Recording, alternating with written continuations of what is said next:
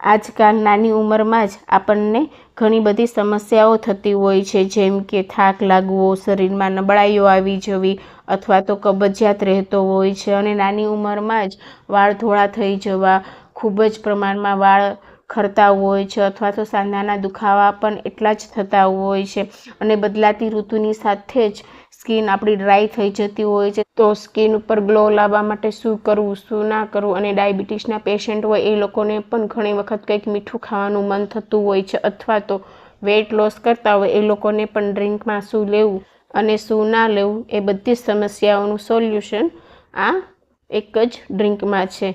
તો આજે આપણે પ્રોટીનથી ભરપૂર એવું ખજૂર અને ડ્રાયફ્રૂટ્સવાળું ડ્રિંક બનાવવાના છીએ।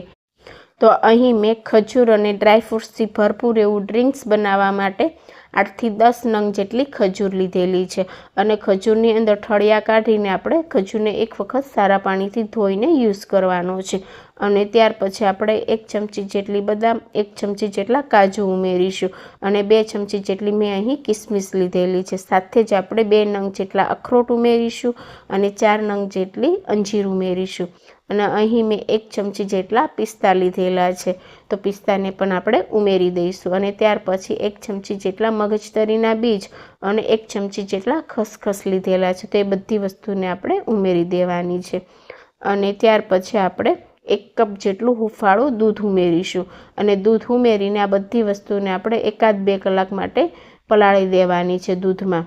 તો આવી રીતના દૂધમાં પલાળીશું એટલે ખજૂર પણ આપણે એકદમ સરસ એવી પલળી જશે અને બીજા બધા ડ્રાયફ્રૂટ્સ છે તે પણ દૂધમાં એકદમ સરસ એવા પલળી જશે।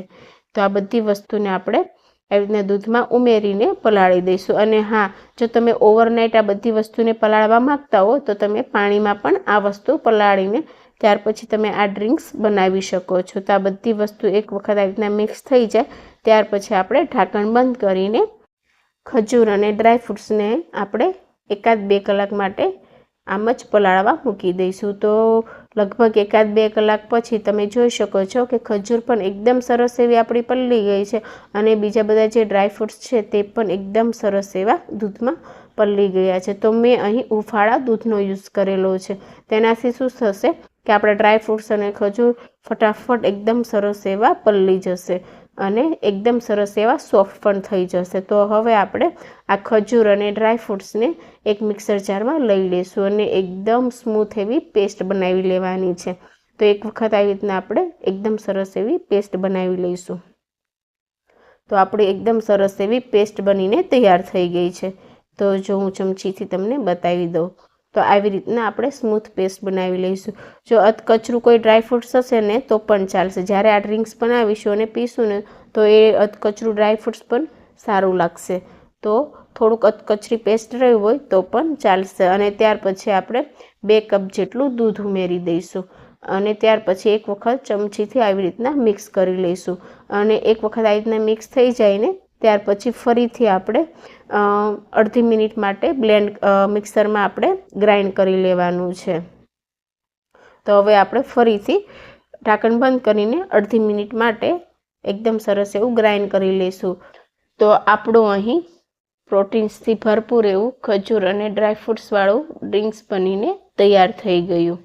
તો આટલા ડ્રિંક્સમાંથી ટોટલ 4 ગ્લાસ જેટલું ડ્રિંક્સ બનીને તૈયાર થયું છે। તો હવે આ ડ્રિંક્સને આપણે સર્વિંગ ગ્લાસમાં લઈને સર્વ કરી લઈએ। તો તમે આવી રીતના આ ડ્રિંક્સ સવારે પણ બનાવીને બાળકોને સ્કૂલે જાય એ પહેલાં તમે આપી શકો છો અથવા તો સાંજે પણ સૂતી વખતે આ ડ્રિંક્સ પી શકો છો અને જે ડાયાબિટીસના પેશન્ટ હોય એ લોકોને પણ તમે આ ડ્રિંક્સ આપી શકો છો।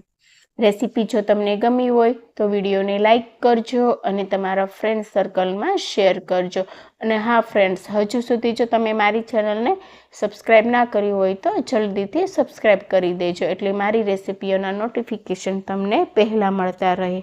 તો આવી જ નવી રેસીપી સાથે આપણે ફરીથી મળીશું। ત્યાં સુધી બાય, ટેક કેર।